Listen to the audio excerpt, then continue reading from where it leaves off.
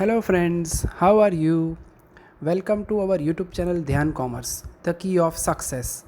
Please like, subscribe, share and press bell icon for notifications. Thank you. जय माता जी students. बच्चों standard 11th में आज हम देखने वाले हैं स्टैटिस्टिक्स में हमारा 6th नंबर का चैप्टर जिसका नाम है permutation, combinations and binomial expansion. बच्चों इस चैप्टर में ऑलमोस्ट 3 हिस्से हमारे पास है। पहला है परम्यूटेशंस, जो कि सिंपली हम उसे कहते हैं अरेंजमेंट ऑफ डिफरेंट थिंग्स। अगर आपको टोटल n थिंग्स में से r थिंग्स को अरेंज करना है तो r things can be arranged out of n things by, हम शॉर्ट में उसे कहते हैं npr वाइज। ठीक है, तो नोटेशन वाइज परम्यूटेशन का नोटेशन होता है npr। n प्रोडक्ट्स में से r प्रोडक्ट्स को अरेंज करना है, n थिंग्स में से r थिंग्स को अरेंज करना है, तो अरेंजमेंट के लिए npr यूज किया जाता है। जबकि अगर सिलेक्शन करना हो, आपके पास n थिंग्स है उसमें से r थिंग्स सिलेक्ट करना है, तो सिलेक्शन के लिए यूज किया जाता है कॉम्बिनेशन, और जिसका नोटेशन रहता है ncr। और वैसे ही अगर आपको दो टर्म्स का एक्सपांशन देना है, बाइनोमियल में वर्ड जो यूज किया गया है बाई, उसका मीनिंग होता है दो। जब भी दो टर्म्स है यानी होल स्क्वायर हो, a plus b whole cube हो, तो दो टर्म्स का एक्सपांशन जो है वो 3 पावर तक तो हम नॉर्मली कर ही सकते हैं। मगर अगर हायर पावर्स हो तो वो दो टर्म्स का एक्सपांशन करना है तो उसके लिए जनरल फॉर्म रहता है x plus a raise to n, जिसमें x एंड a यहाँ पे हमारे पास बच्चों दो टर्म्स अवेलेबल है। ठीक है, तो वो हम हमारे तीसरे हिस्से में समझेंगे। तो आज के सेशन में बच्चों हम पहला हिस्सा यानी कि परम्यूटेशन से रिलेटेड उसका मीनिंग, उसकी फॉर्मूलाज एंड उससे रिलेटेड कुछ एग्जांपल्स को ऑब्जर्व करेंगे। तो बच्चों अब हम ऑब्जर्व करते हैं हमारे इम्पोर्टेंट प्रिंसिपल्स ऑफ परम्यूटेशन, जिसमें बेसिक प्रिंसिपल ऑफ काउंटिंग है, जिसमें पहला प्रिंसिपल है बच्चों वो है हमारा basic principle of counting for addition. अब इसमें होता क्या है तो ऑब्जर्व कर लेते हैं, जिसमें हम कहते हैं कि there are m distinct things in a group 1 and n distinct things in a group 2, then selection of one thing from total things of both groups can be done in m plus n ways। अब बच्चों इसका meaning क्या होगा, इसके अंदर हम जो कहना चाहते हैं उसमें हम सिंपली यही कहते हैं कि सपोज पहला ग्रुप है हमारे पास, ठीक है, दैट इज ग्रुप 1।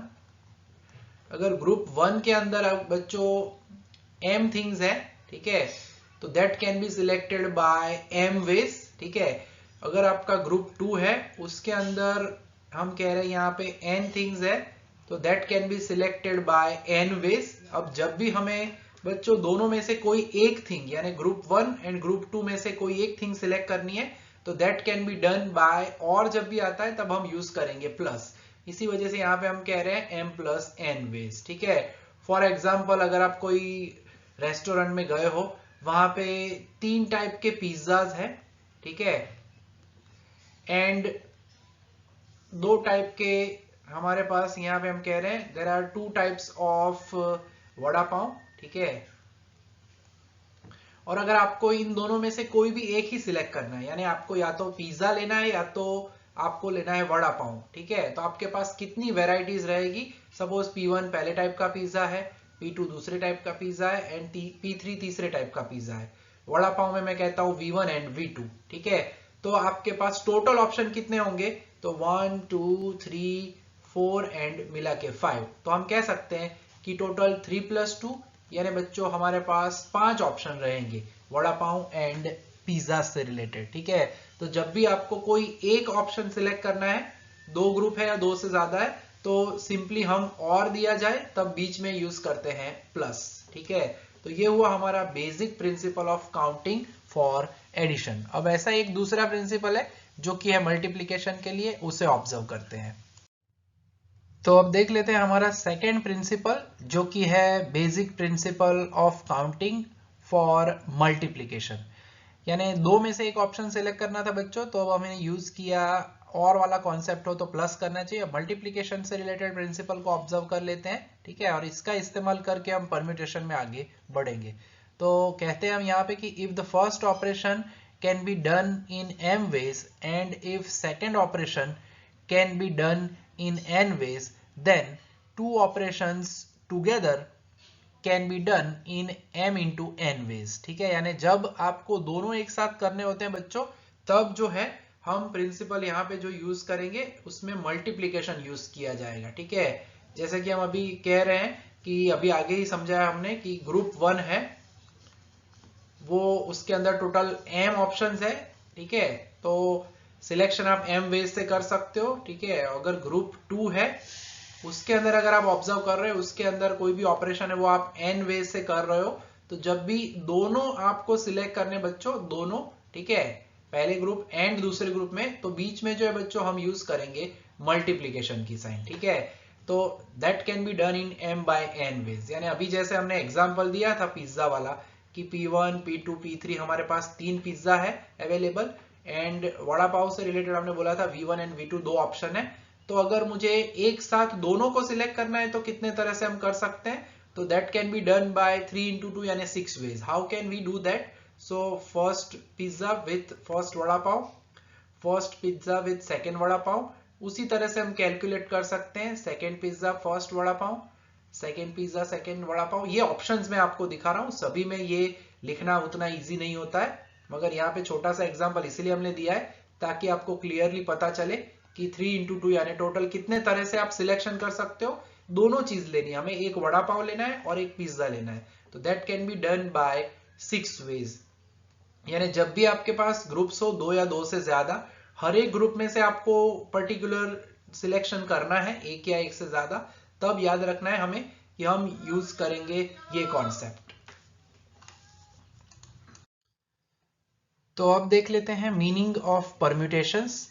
बच्चों परम्यूटेशन में हमने शॉर्ट में तो कहा ही है, परम्यूटेशन यानी अरेंजमेंट कह सकते हैं। अब उसका डिटेल में मीनिंग समझ लेंगे।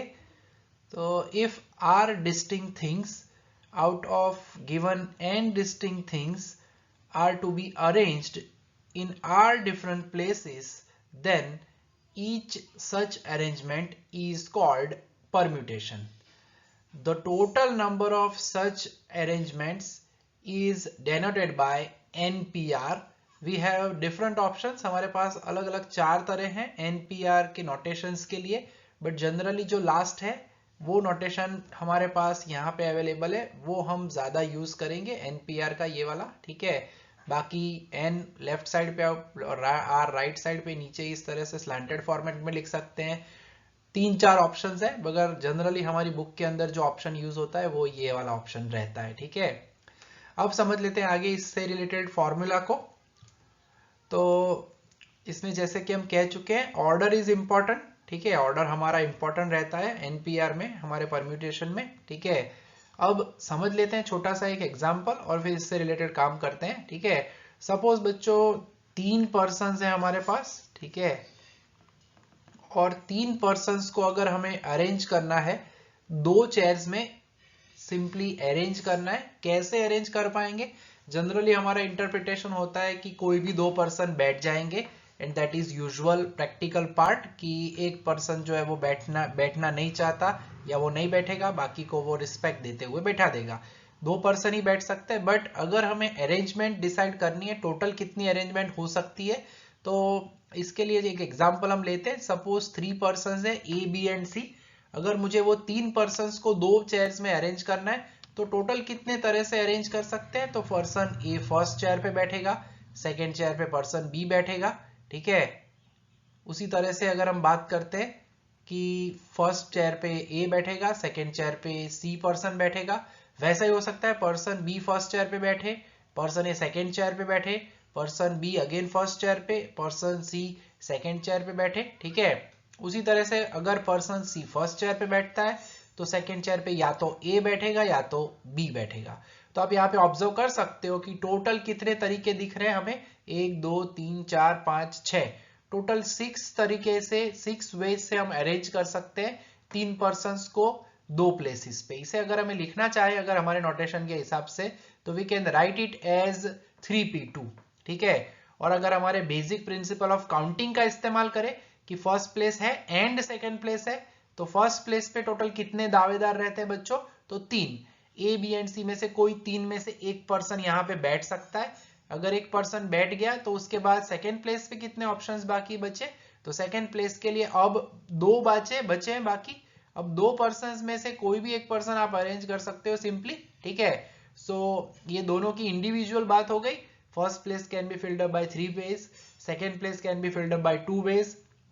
दोनों को साथ में अगर अरेंज करना है तो we can write it as joint में। दोनों को अगर हम कहना चाहे according to basic principle of multiplication, तो that can be done by 3 into 2 यानी कि 6 वेज, ठीक है। तो हमारी फॉर्मूला का भी कॉन्सेप्ट यही है। अगर आपको 3p2 अरेंज करना है बच्चों, तो पहले प्लेस पे 3, फिर उसमें से 1 माइनस करना है। लकीली 2 ही प्लेसेस है, तो इसका आंसर सीधा बन जाता है हमारा 6।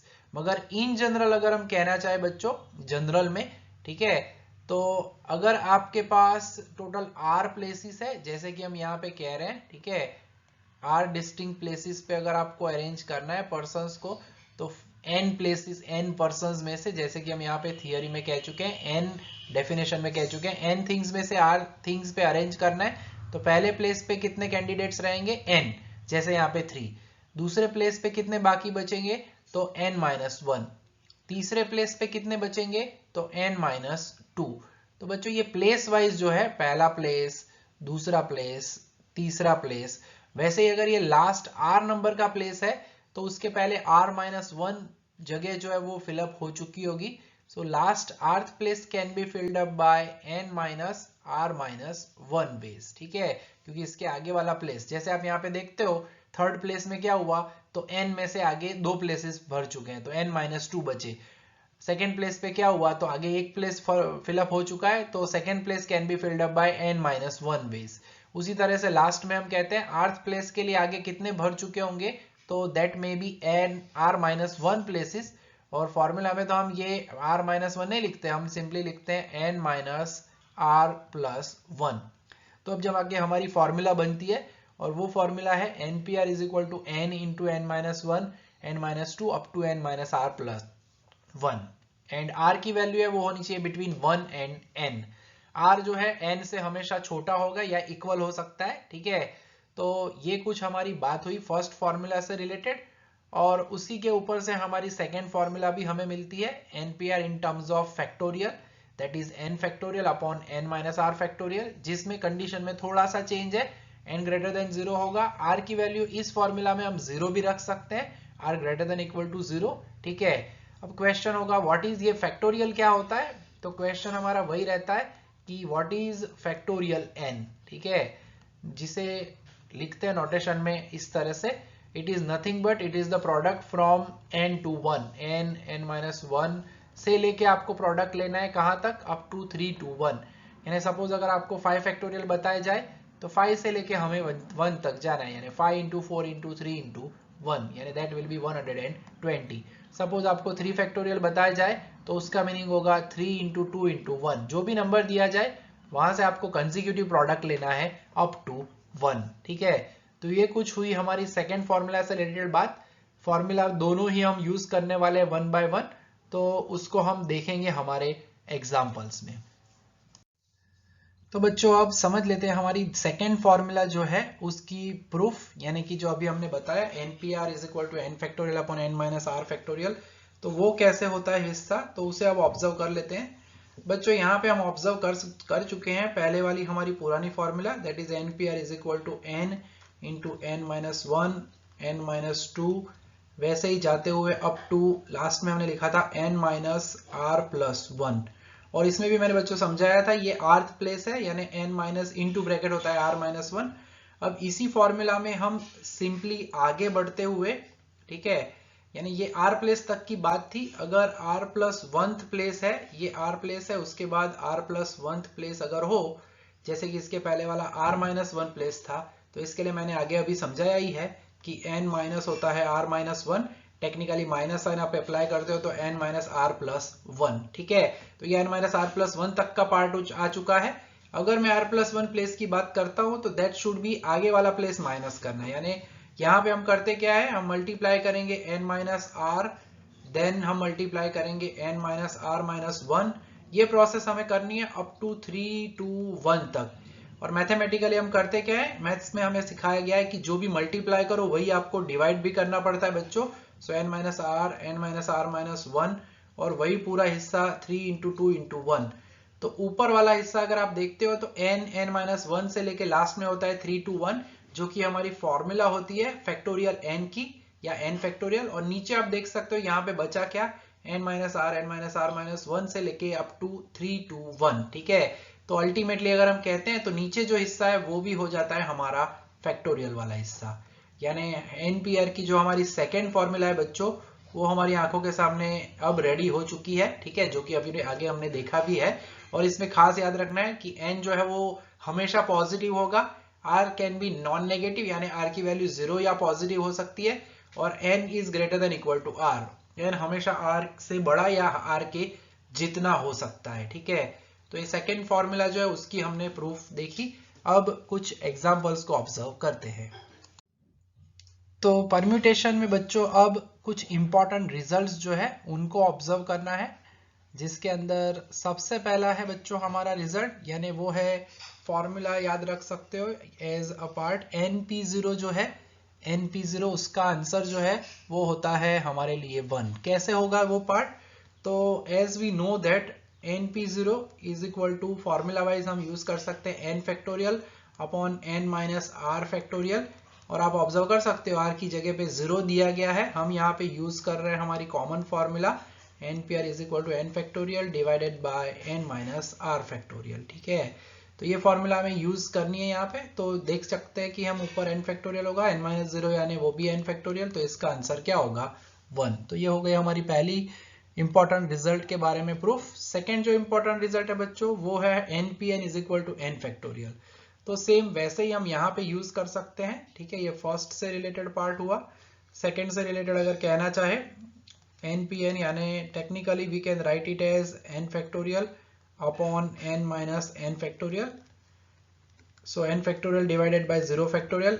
नोट करना स्टूडेंट्स की 0 फैक्टोरियल इज ऑलवेज 1। ठीक है, सो n फैक्टोरियल आपको आंसर मिलेगा, जो कि दूसरा रिजल्ट हो गया हमारा।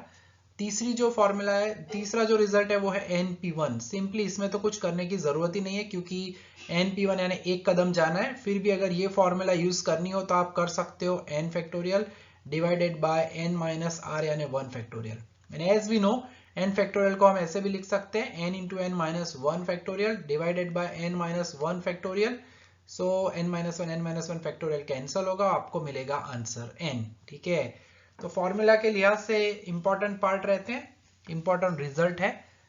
And the last one is npn-1 is equal to n factorial. ठीक है, तो इसमें भी ज्यादा कुछ ऐसे कष्टदायक काम है नहीं, हमें जस्ट फॉर्मूला यूज करना है npn-1, यानी ऊपर तो n फैक्टोरियल, नीचे बड़ा ब्रैकेट करते हैं n minus into bracket r की जगह पे n माइनस 1 फैक्टोरियल करेंगे। So n factorial applying minus sign, so n minus n minus minus plus 1 factorial हो जाएगा बच्चों। ठीक है, सो अल्टीमेटली अगर कहे तो ऊपर n फैक्टोरियल और नीचे 1 फैक्टोरियल, 1 फैक्टोरियल यानी 1 ही होगा। सो इसका आंसर हमें मिलेगा n फैक्टोरियल। तो ये हुए कुछ हमारे इंपॉर्टेंट 4 रिजल्ट्स बच्चों। अब हम आगे बढ़ते हैं, और इसमें आपको खास याद ये रखना है यहाँ पे। ठीक है, नोट करके आप रख सकते हो ये 0 फैक्टोरियल वाला पार्ट, क्योंकि बाकी सभी नंबर्स कोई भी होते हैं तो उसमें हम प्रोडक्ट लेते हैं 1 तक का, मगर 0 फैक्टोरियल में याद रखना है 0 फैक्टोरियल इज ऑलवेज 1, 0 से 1 तक ऐसे उल्टे नहीं जाते। सो ये थोड़ा सा पार्ट हमें नोट करना पड़ेगा। तो अब देख लेते हैं कुछ एग्जांपल्स। तो अब देख लेते हैं बच्चों पहला एग्जांपल, जिसके अंदर हमें वैल्यूज फाइंड करनी है। ठीक है, तो उसके अंदर हम दोनों में से कोई भी एक फॉर्मूला यूज कर सकते हैं, जिसमें पहला सोर्स हमें बच्चों उसमें है 50p2। तो 50p2 के लिए अगर हमें कैलकुलेशन करनी है बच्चों, तो फर्स्ट फॉर्मूला के हिसाब से करना क्या चाहिए, तो 50 लेना है, देन एक माइनस करना है, यानी 50 इंटू 49। ठीक है, तो सिंपली 50 इंटू 49 हम कर सकते हैं। ठीक है, और 50 इंटू 49 करके हमारा आंसर हमें आराम से मिल सकता है, दैट इज नथिंग बट 2450। ठीक है, कैलकुलेटर का यूज करके आप इजीली कर सकते हो, सीधा रास्ता हुआ। या फिर अगर आपको अल्टरनेट में, खाली मैं इस सब में दिखाऊंगा कि दूसरे तरह से भी कैलकुलेट करना है, तो एनपीआर वाली दूसरी फॉर्मूला यानी n factorial upon n minus r factorial use करना है, तो वो होगा थोड़ा lengthy, but you can use that also. So 50 factorial होगा और नीचे होगा अल्टीमेटली 48 फैक्टोरियल।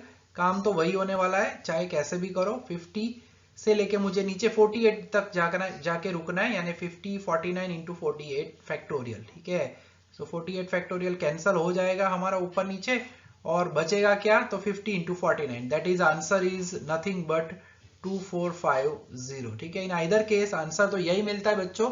तो फिर हमें शॉर्ट में ही फॉर्मूला यूज करनी चाहिए, जो पहली फॉर्मूला है एनपीआर वाली, वही हम यूज करते हैं। ठीक है, वैसे अब आगे बढ़ते हैं। दूसरा जो क्वेश्चन है छोटा सा प्यारा सा है, दैट इज 9p9, जो कि हम कह चुके हैं एनपीएन की फॉर्मूला के हिसाब से हमें सिंपली एनपीएन होता है एन फैक्टोरियल। ठीक है, फॉर्मूला के हिसाब से, और उस तरह से अगर हम करते हैं तो सीधा इसका आंसर होगा 9 फैक्टोरियल। ठीक है, and 9 factorial by using calculator it is 3,62,880। ठीक है, तो ये हमने यूज की, हमारा जो इंपॉर्टेंट प्रॉपर्टी कह सकते हैं, इंपॉर्टेंट रिजल्ट, उसका इस्तेमाल हमने किया है, तो ब्रैकेट में हम मेंशन कर सकते हैं जरूर। ठीक है, तो छोटे छोटे दो ये बेसिक एग्जांपल हुए, आगे बढ़ते हैं।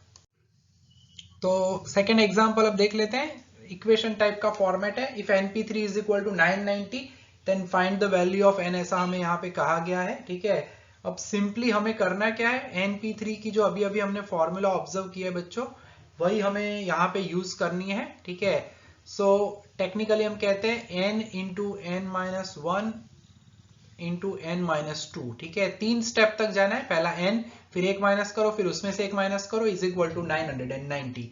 अब ये जो है वो 3 नंबर का मल्टीप्लीकेशन है, और ऐसी अगर हमें ट्रिपलेट मिल पाए जिसका प्रोडक्ट होता है 990, वो ट्रायल एंड एरर मेथड से हम कैलकुलेटर में यूज कर सकते हैं, and that is nothing but 11 into 10 into 9।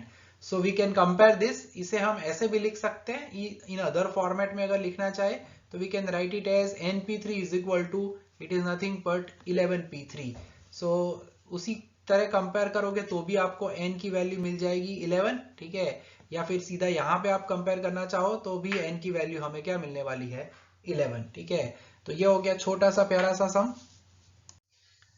अब जो है वो नेक्स्ट एग्जांपल जो है उसमें हमें दिया गया है 9pr इज इक्वल टू 3024। ठीक है, तो हमें फाइंड करनी है वैल्यू ऑफ r। अब इसमें करना कुछ नहीं है बच्चों, 9pr है, यानी अब यहाँ पे हमारे पास पार्ट थोड़ा इजी है, कोई फॉर्मूला यूज नहीं करनी है आपको, ये कैलकुलेटर में यूज करना चाहिए, ढूंढना चाहिए कि 9 से कितने कदम आप जाते हो तो आपको मिलेगा 3024। ठीक है, सिंपली तो उसके लिए कैलकुलेटर में सबसे पहले तो मैं करूंगा 9 इंटू 8। 9 इंटू 8 अगर मैं करता हूं तो वो मुझे 72 मिलेगा, यानी आंसर तो 3024 है। फिर मैं करूंगा 9 इंटू 8 इंटू 7, तो वो मुझे मिलेगा 5184, जो कि हमारे पास आंसर नहीं है। फिर मैं करूंगा 9 इंटू 8 इंटू 7 इंटू 6, और वो मुझे मिल जाता है सिंपली 3024।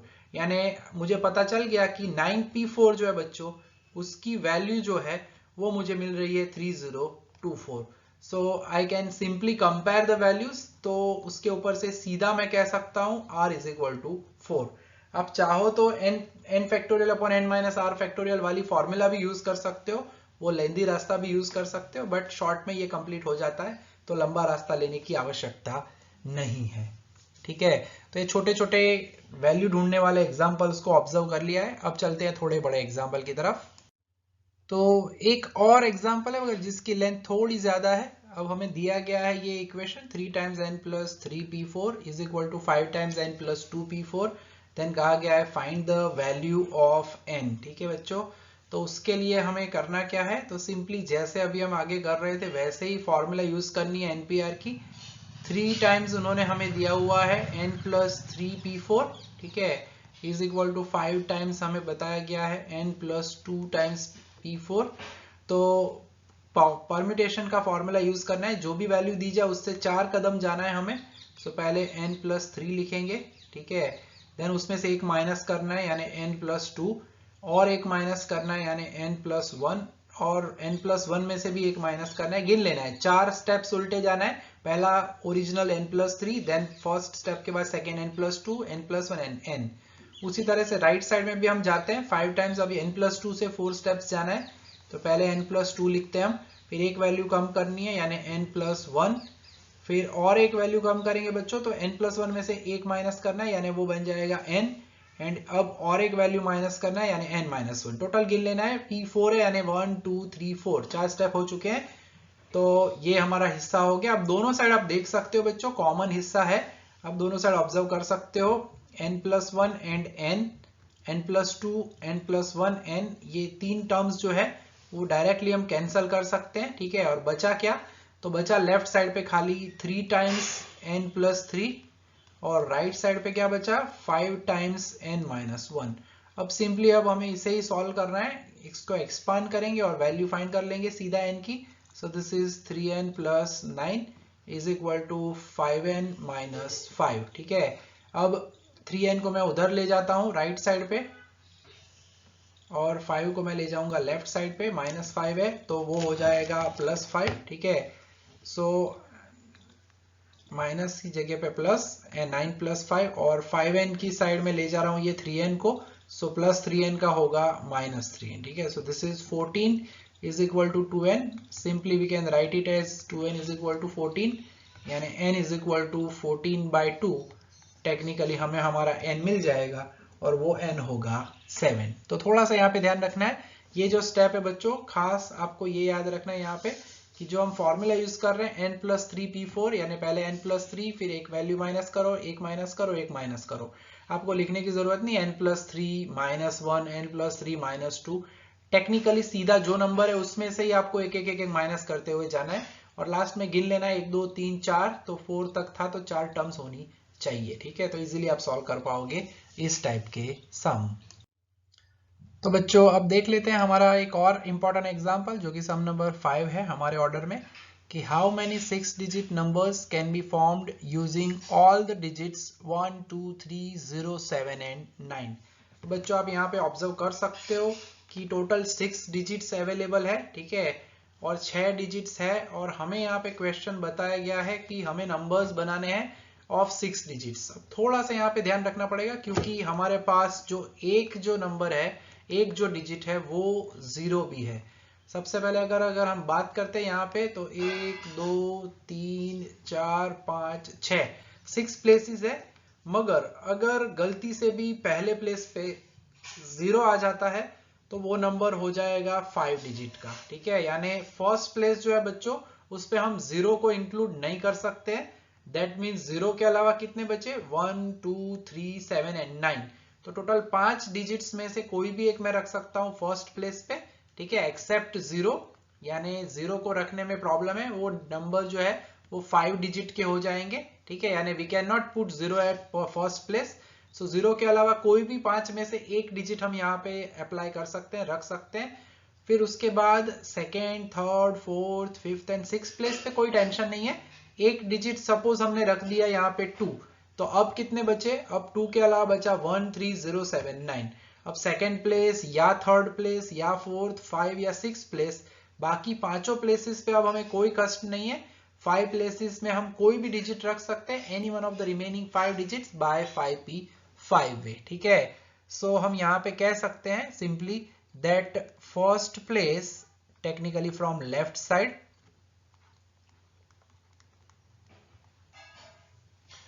ये थोड़ा सा आपको मेंशन करना पड़ेगा, वैसे ये आपके समझने के लिए है, ठीक है, लेफ्ट साइड, अदरवाइज मैथमेटिकली तो हम 1th प्लेस 10th प्लेस कहते हैं, ठीक है। So first place can be filled up bye, simply थोड़ी डिटेल लिखनी चाहिए, बाय 5p1 वे, और उसमें हमें नेचुरली यहाँ पे मेंशन करना चाहिए एक्सक्लूडिंग 0, ठीक है, 0 को इंक्लूड नहीं करना है। तो first place can be filled up by 5p1 ways and remaining जो बचे हुए प्लेसेस है, ठीक है, and remaining 5 places can be filled up by, वो हम समझा चुके हैं, ठीक है, आगे ऊपर ही मैंने कहा है, उसमें टेंशन नहीं है। 2 आ गया सपोज फॉर एग्जांपल, तो अब यहाँ पे एग्जांपल के लिए मैं यहाँ पे 3 0 1 7 9 ये एक एग्जांपल वाला नंबर रख देता हूँ तो आपको एग्जैक्टली व्यू भी मिले, can be filled up by 5p5 ways, ठीक है। सो ये अरेंजमेंट सिंपली हो गई और अब हम उसे कहना चाहते हैं सिंपली टोटल परम्यूटेशन जो है in which we can arrange 6 digits at 6 places, so we can write it as total permutations, या हम लिख सकते हैं total number of ways arranging 6 digits can be filled up bye, combined है तो and जब भी आता है तब हम इनटू करते हैं, first place can be filled up by 5p one way and remaining 5 places can be filled up by 5p 5 ways. So 5p1 का मीनिंग होता है 5, 5p5 यानी हमें पता है npn यानी n फैक्टोरियल, सो 5 इंटू 5 फैक्टोरियल यानी 5 इंटू 4 इंटू 3 इंटू 1। टेक्निकली बाद में तो हम डायरेक्टली लिखने वाले हैं 5 फैक्टोरियल यानी 120। तो अगर हमें टोटल नंबर्स चाहिए 6 डिजिट के बच्चों, ठीक है, जिसमें 0 फर्स्ट प्लेस पे नहीं रख सकते, तो वो हम फिलअप कर सकते हैं, टोटल वेज हमें मिल सकते हैं टोटल 600, ठीक है। अगर हमें इन्होंने ये नहीं बोला होता कि how many 6 digit number, simply ऐसा क्वेश्चन होता how many numbers can be formed, तो हम सीधा लिख देते 6p6, तो हो जाता 720। बट यहाँ पे 6 डिजिट नंबर बोला है, इसीलिए खास बच्चों याद रखना है आपको कि ये जो पहला वाला प्लेस है वहां पे मैं 0 नहीं रख सकता, 0 के अलावा 5 ऑप्शन में से कोई एक, बाकी 5 में 0 रख सकते हैं एक्सक्लूडिंग फर्स्ट डिजिट जो आपने यूज किया उसके अलावा 5, तो 5p5 यानी कंबाइंड है first place and remaining 5 places, and आता है तब बीच में हम इनटू करते हैं, मल्टीप्लिकेशन रूल हमारा बेसिक रूल ऑफ मल्टीप्लिकेशन, ठीक है। तो इस तरह से होता है हमारा ये सम पूरा। एग्जाम्पल नंबर 6 जो है उसमें हमें क्वेश्चन में पूछा गया है कि there are 7 kgs for 7 lions in a zoo, 3 kgs out of 7 kgs are so small that 3 out of 7 lions cannot fit it in. In how many ways can 7 lions be caged in 7 kgs? ठीक है, अब 7 kgs है और 7 lions है बच्चों, मगर मगर मगर यहाँ पे एक ही गड़बड़ है कि जो kgs है उसमें 3 kgs ऐसे दिए गए हैं बच्चों, टोटल 7 kgs तो है ही हमारे पास, 1 2 अगर ड्रॉ करना चाहे तो खाली नॉर्मली फॉर जस्ट अंडरस्टैंडिंग, ठीक है। 7 kgs है उसमें तो 3 kgs ऐसे हैं बच्चों, उसमें उन्होंने बताया 3 kgs are so small that 3 out of 7 lions cannot be fit in it. Technically कहे तो 3 स्मॉल केजीज है और 3 लायंस इतने बड़े हैं, यानी हमें यहाँ पे इनडायरेक्टली समझना है यहाँ पे कि 3 लायंस जो है वो जिनकी जो है वो थोड़े बड़े हैं ऐसा हम समझ सकते हैं, ठीक है। 3 बिग लायंस ऐसा वर्ड यूज कर सकते हैं हम समझने के लिए, एंड 4 जो है वो स्मॉल लायंस कब्स है ऐसा नहीं बताया, छोटे से हैं। लायंस तो नॉर्मल ही है मगर केजेस छोटे हैं ऐसा बताया गया है। तो नेचुरली यहाँ पे अरेंजमेंट कैसे होगी, तो जो 3 बड़े लायंस हैं उनको तो आप नेचुरली बड़े 4 केजेस में से किसी भी एक में अरेंज कर सकते हो। तो 3 big lions can be arranged in 4 big cages by 4p3 ways, ठीक है। एंड जो बाकी बचे हुए हैं यानी 4 केजीज में से 3 में अगर लायन नंबर 1 2 3 बड़े आ चुके हैं, बाकी एक बड़ा बचा और 3 छोटे केजीज बचे, यानी 4 केजीज बचे और अब बचे 4 लायंस, तो they can be arranged by 4p4 ways, ऐसा हम कह सकते हैं इंडिविजुअल दोनों की अरेंजमेंट के हिसाब से अगर हम कहें तो, ठीक है। और फाइनली उसके बाद जो हमें कहना है वो तो एकदम इजी एकदम आसान सा रास्ता हो गया, ठीक है।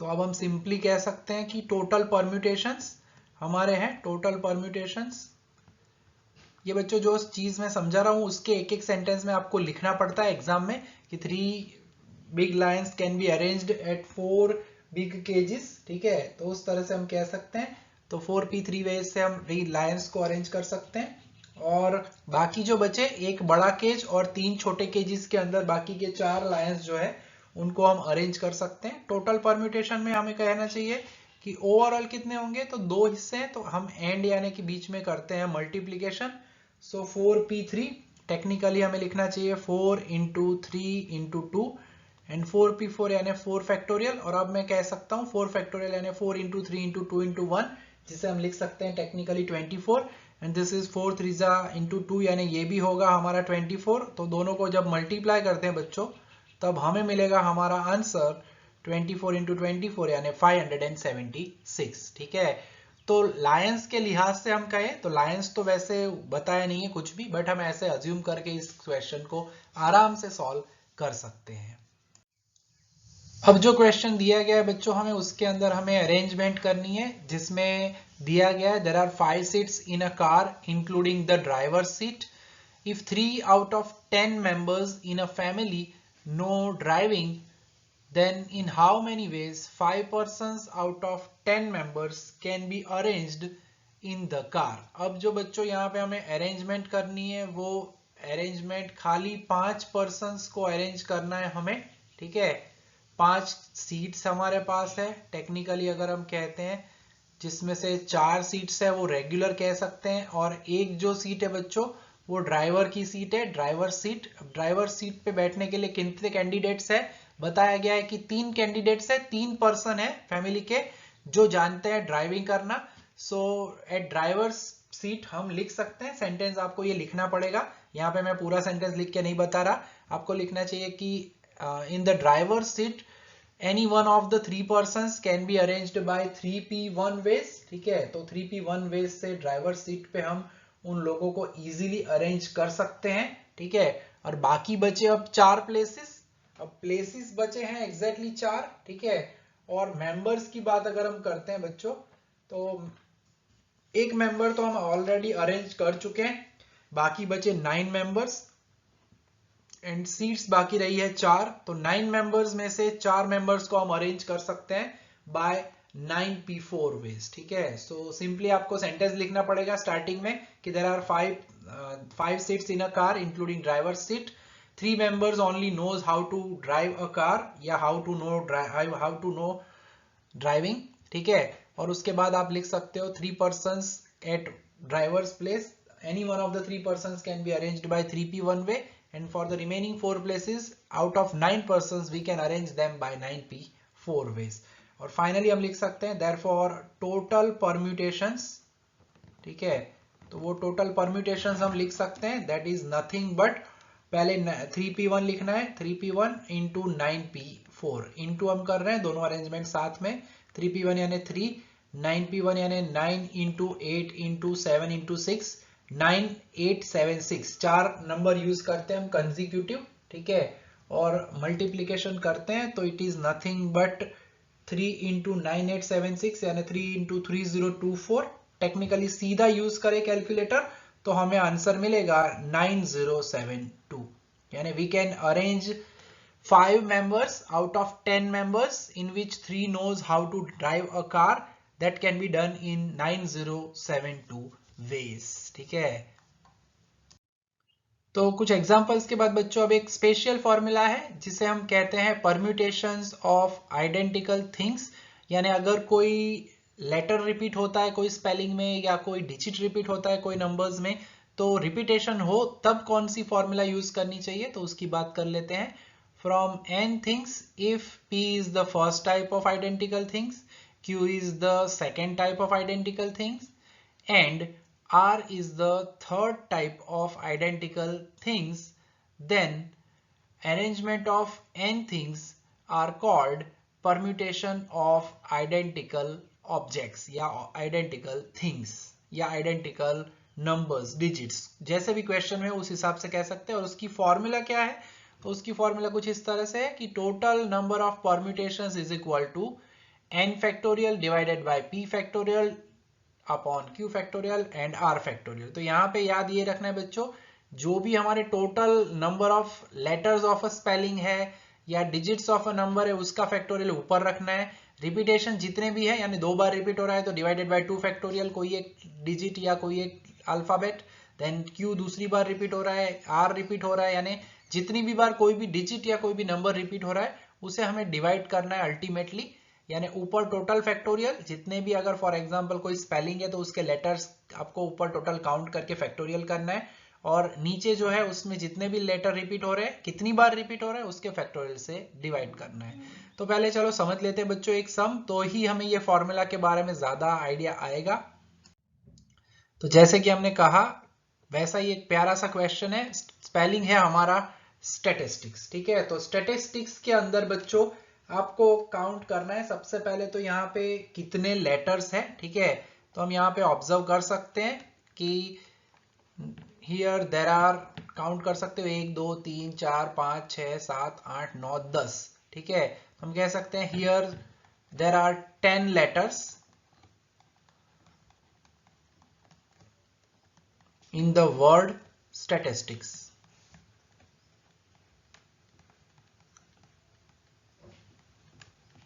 अब इसके अंदर जो 10 लेटर्स है उसमें रिपीटेशन क्या है, तो उसमें हम नेचुरली यहाँ पे ऑब्जर्व कर सकते हैं कि आई इज रिपीट हो चुका है। आई देख सकते हो, आई इज रिपीटेड 2 टाइम्स। यहाँ पे रिपीटेशन से ही डिवाइड करना होता है। Is repeated 2 times, I repeat हो रहा है 2 बार, ठीक है। उसके बाद S is repeated 3 times, S एक एस एक एस एक यानी 3 टाइम्स, ठीक है। S is repeated 3 times. And उसके बाद अगर आप ऑब्जर्व करो तो टी जो है वो 1 2 3, टी भी 3 बार रिपीट हो रहा है। T is repeated 3 times also, ठीक है। 3 जो लेटर्स है बच्चों वो रिपीट हो रहे हैं। सो फाइनली अगर हमें कहना ही है इसके अंदर, तो अगर NPR कहना है तो N इज इक्वल टू 10 होगा, ठीक है। P अगर कहना चाहे तो P इज इक्वल टू 2 होगा, Q is equal to 3 and R is equal to 3। या ऐसा नहीं कहना है तो सिंपली फॉर्मूला में आपको अप्लाई कर देना है n फैक्टोरियल यानी 10 factorial upon 2 factorial, 3 factorial and 3 factorial, ठीक है। सो अल्टीमेटली होगा क्या, 10 फैक्टोरियल यानी 10 9 8 7 6 5 4 3 2 1। आप एक सीधा इसका मल्टीप्लिकेशन कर सकते हो या फिर इसी तरह से लिखो 2 फैक्टोरियल यानी 2, 3 फैक्टोरियल यानी 6, 3 फैक्टोरियल यानी 6, ठीक है। फिर इसका मल्टीप्लिकेशन करोगे तो दैट विल बी 36,28,800। पहले सीधा मल्टीप्लाई कर लेने का, फिर डिवाइडेड बाय हम कर सकते हैं, ठीक है। It is nothing but 72 and जब डिवाइड करते हैं by using our calculator it gives us the answer as 50,400। बच्चों इसी तरह से कोई भी अगर हमें स्पेलिंग दिया जाए तो उसके लिए हम ये सम सॉल्व कर सकते हैं, ठीक है। ऐसे बुक में और 2 सम दिए हैं जो कि आप आराम से इसकी प्रैक्टिस कर पाओगे, ठीक है। तो रिपीटेशन जब भी होते हैं तो ये कॉन्सेप्ट हमें यूज करना चाहिए। तो आज का बच्चों एक लास्ट एग्जांपल देख लेते हैं, फिर बाकी एग्जांपल हम नेक्स्ट सेशन में देखेंगे। तो क्वेश्चन कुछ इस तरह से है, what will be the ratio of the number of arrangements of all letters of the word Ashok and Geeta, ठीक है। हमें रेशियो फाइंड करना है बच्चों नंबर ऑफ अरेंजमेंट्स का। तो सबसे पहले तो यहाँ पे हम देख लेते हैं जो अशोक दिया गया है स्पेलिंग अशोक, उसके अंदर नेचुरली कोई रिपीटेशन नहीं है। तो सबसे पहला काम अशोक से रिलेटेड हम पहले उसकी अरेंजमेंट ढूंढेंगे, फिर रेशियो निकालेंगे दोनों का, ठीक है।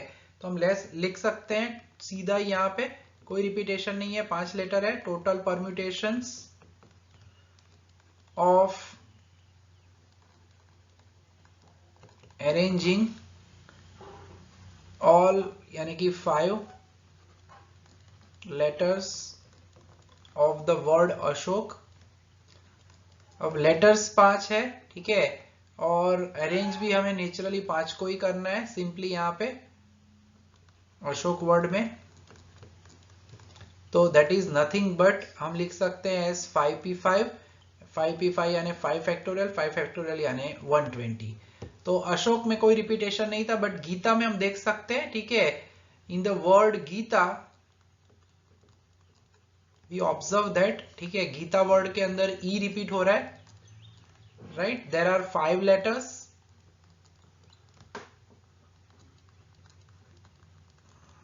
in which E is repeated 2 times। जो E है जो वो रिपीट हो रहा है 2 टाइम्स। सो उसके लिए टोटल परम्यूटेशंस जो है वो हमारे लिए अभी अभी हमने आगे फॉर्मूला ऑब्जर्व की है। तो गीता के लिए टोटल परम्यूटेशन जो है that will be, total letters है हमारे पास 5, सो 5 फैक्टोरियल एंड रिपीट हो रहा है 2 टाइम्स यानी 2 फैक्टोरियल यानी 120 डिवाइडेड बाय हम लिखेंगे 2 यानी कि 60 वेज से हम अरेंज कर सकते हैं, ठीक है। और जैसे कि हमें पता है यहाँ पे हमें जो पूछा गया है वो है रेशियो। तो फाइनली अगर हम रेशियो कन्वर्ट करना चाहे तो सिंपली लिख सकते हैं, ठीक है। रेशियो पूछा है हमें यहाँ पे, तो the ratio of number of arrangements, simple जैसे क्वेश्चन में लिखा है बच्चों उसी तरह से आपको लिखना है, ठीक है। Arrangements of letters of Ashok and Geeta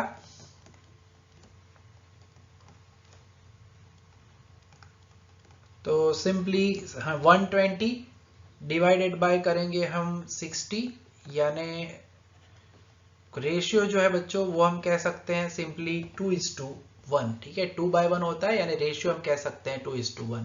तो बच्चों आज के इस सेशन में हमने परम्यूटेशन के कुछ इंपॉर्टेंट प्रिंसिपल को ऑब्जर्व किया, मीनिंग ऑब्जर्व किया, उसकी फॉर्मूला की प्रूफ भी ऑलमोस्ट देखी हमने, और कुछ बेसिक सम्स को देखा है। नेक्स्ट सेशन में बच्चों हम बहुत ही इंपॉर्टेंट एग्जाम्पल्स जो है, जिसमें डिक्शनरी ऑर्डर वाले कुछ एग्जाम्पल्स है और कुछ एक्सरसाइज 6 के भी एग्जाम्पल्स है, वो भी ऑब्जर्व करेंगे। ठीक है, तो आज के सेशन में बच्चों यहाँ तक का काम रखेंगे। जय Mata ji, thank you and take care.